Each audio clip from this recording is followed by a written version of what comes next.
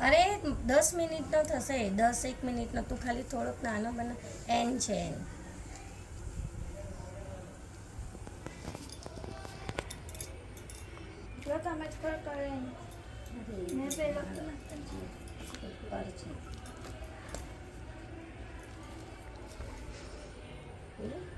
करवा चौथ की कथा आइए पढ़ते हैं। करवा चौथ की कहानी बहुत लंबे समय पहले की बात है। एक साहूकार के 7 बेटे और उनकी एक बहन करवा थी। सभी सातों भाई अपनी बहन से बहुत प्यार करते थे, यहाँ तक कि वे पहले उसे खाना खिलाते और बाद में स्वयं खाते। एक बार उनकी बहन ससुराल से मायके आई हुई थी। शाम को हुई जब वो अपना व्यापार व्यवसाय बंद कर घर आए तो देखा उनकी बहन बहुत व्याकुल थी।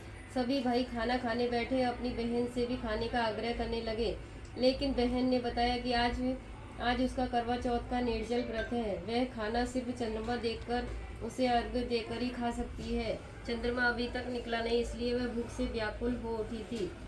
सबसे छोटे भाई को अपनी बहन की हालत देखी नहीं जाती और वह दूर पीपल के पेड़ पर एक दीपक जलाकर चलनी की ओट में रख देता है। दूर से देखने पर ऐसा प्रतीत होता है कि जैसे चतुर्थी का चांद उदित हो रहा हो।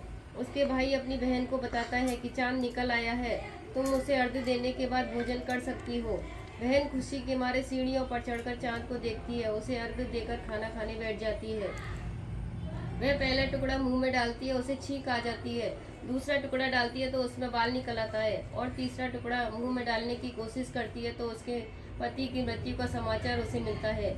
वह बौखला जाती है। उसकी भाभी उसे सच्चाई से अवगत कराती है कि उसके साथ ऐसा क्यों हुआ। करवा चौथ का व्रत गलत तरीके से टूटने के कारण देवता उससे नाराज हो गए और उन्होंने ऐसा किया है। सच्चाई जानने के बाद करवा निश्चय करती है कि वह अपने पति का अंतिम संस्कार नहीं होने देगी और सतीत्व से उन्हें पुनर्जीवन दिलाकर रहेगी। वह पूरे 1 साल तक अपने पति के सबके पास बैठी रहती है, उसकी देखभाल करती है, उसके ऊपर उगने वाली सुई नुमा घास को वह एकत्रित करती जाती है। 1 साल बाद फिर करवा चौथ का दिन आता है।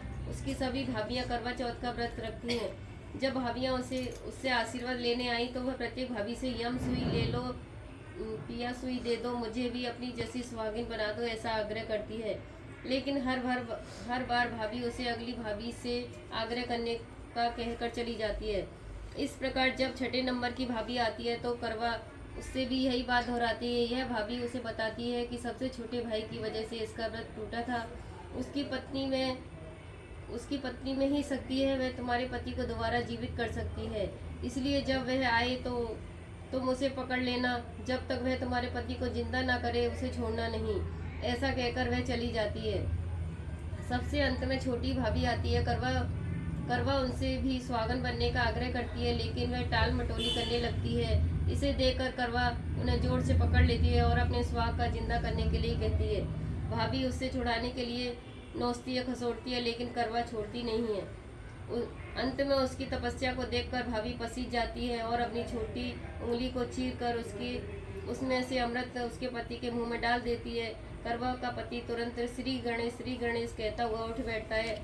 इस प्रकार प्रभु से उसकी छोटी भाभी के माध्यम से करवा को अपना सुहाग वापस मिल जाता है। हे श्री गणेश, माँ गौरी, जिस प्रकार करवा को चिर सुहागन का वरदान आपसे मिला है, वैसा ही सबको सुहागन को मिले।